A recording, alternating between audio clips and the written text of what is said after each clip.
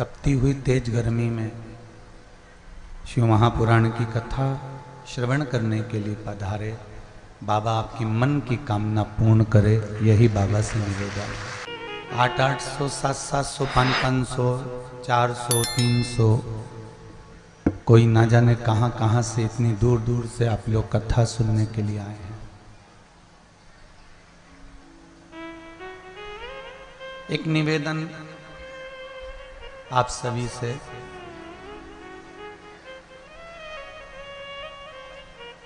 धूप बहुत तेज है। जितने लोग भी कहीं धूप में बैठे हुए हैं, गर्मी में बैठे हुए हैं, तो उनसे निवेदन है, अगर तीनों पंडालों में कहीं जगह ना हो तो पेड़ों की छांव में या दुकानों के अंदर जो टेंट लगे हुए हैं उनके अंदर जाकर बैठकर आप कथा सुन सकते हैं, पर धूप में ना बैठे। शिव की उदारता जब होती है तब जाकर कहीं देवाधिदेव महादेव की पावन शिव महापुराण की कथा श्रवण करने का सौभाग्य प्राप्त होता है। भजन, कीर्तन, दान, पुण्य, सत्कर्म या भगवान की कोई कथा, मंत्र जाप, नाम जाप, स्मरण,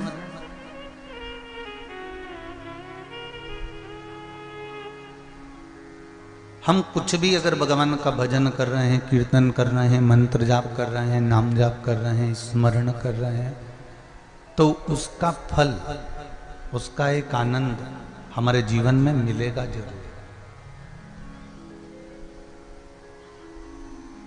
बस इतना जरूर हो सकता है कि जो अभी मिलने वाला हो वो थोड़ा सा समय लग जाए।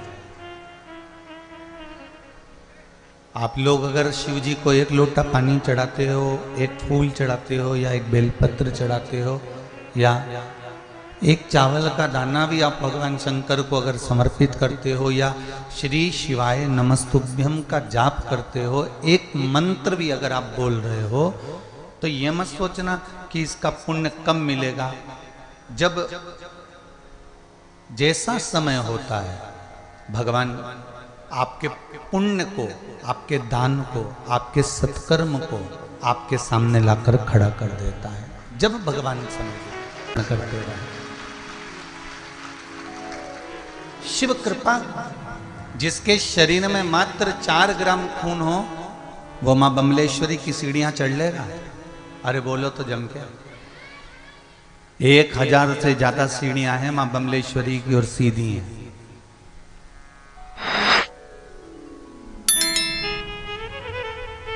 जो चली ना पावे, उठी ना पावे और पड़ा ही रहे पलंग पर, जब तक मेरा ओघड़ दानी कृपा नहीं करता तब तक जीवन का कोई सुख आपको प्राप्त नहीं हो सकता। वो समय आने,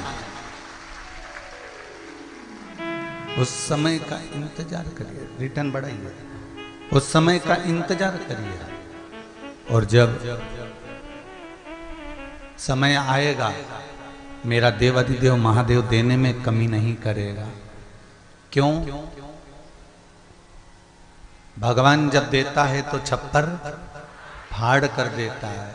उसके यहाँ कमी किसी चीज की नहीं है, केवल कमी होती है तो हमारे भीतर भगवान की भक्ति की कमी होती है। आप जो दान करते हो, आप जो भजन करते हो, आप जो पुण्य करते हो, आप जो सत्कर्म करते हो, उस समय आने पर आपको मिलेगा, वो समय आने पर आपको प्राप्त होगा। काशी नरेश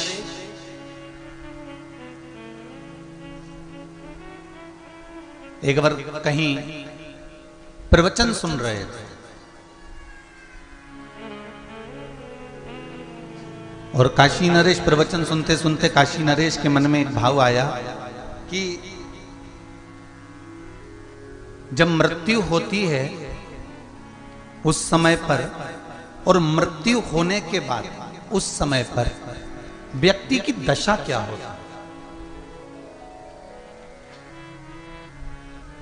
उसके जीवन में क्या मिलता है क्या नहीं मिलता, ये काशी नरेश ने जानने के लिए अपने राजपाट में सबदूर खबर करवा दी कि कोई ऐसा व्यक्ति जो मरने के पहले और मरने के बाद का पूरा चरित्र, कब्र के अंदर क्या होता है मरने के बाद या मरने के पहले, वो मुझे अगर बताएगा तो 500 सोने की स्वर्ण मुद्रा उसको प्रदान करी जाएगी। ये काशी नरेश ने पूरे नगर में सूचना दे दी। लालची और कंजूस व्यक्ति ने मन में सोचा कि 500 सोने की मुद्रा मिल रही है, चलो अपन ही चलते हैं और कब्र के अंदर सो जाएंगे।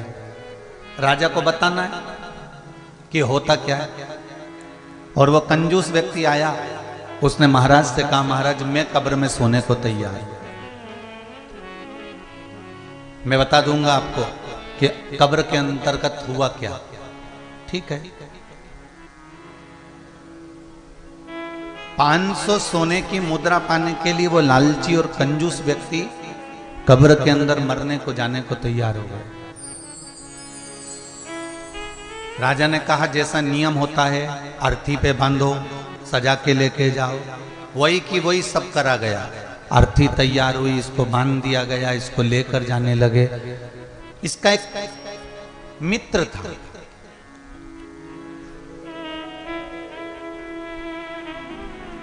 वो मित्र बड़ा गरीब था और ये कंजूस के पास धन बहुत था। लोभी व्यक्ति और कंजूस व्यक्ति के पास में इसके पास धन बहुत था।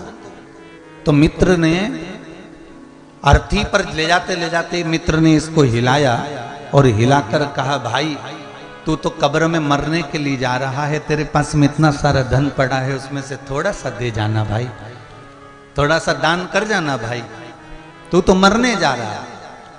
अब वो कंजूस, वो लालची इसको देखे ही नहीं, उसने भी पीछा पकड़ लिया, शमशान तक पीछे पीछे गया, आखिरी में उसको नीचे सुलाया। सुलाने के बाद उसने इसको फिर हिला के कहा, तू तो मरने जा रहा है, तेरे पास इतना धन पड़ा है, थोड़ा सा दे देना। इसको आया गुस्सा, वहीं पर थोड़ा सा कचरा पड़ा हुआ था, पत्ते पड़े हुए थे, उसने कचरा पत्ते उठाकर इसको झोली में डाल दिए, ले तू ये रख ले। अब इसको कब्र में बंद कर दिया गया, एक छोटा सा छेद कर दिया गया जिससे इसको थोड़ी सी हवा मिलती रहे और मालूम पड़े बाद में कि कब्र के अंदर हुआ क्या है, प्राप्त हो ऐसा। अब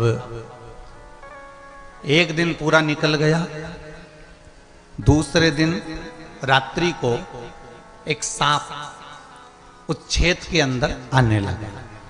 अब छेद में सांप आने लगा और इसको डर लगने लगा, भगवान अपन तो सही में मर गए रे, 500 सोने की मुद्रा के चक्कर में अपन तो बड़े फंसे। सांप उस छेद में से अंदर जा रहा है, ये डर रहा है।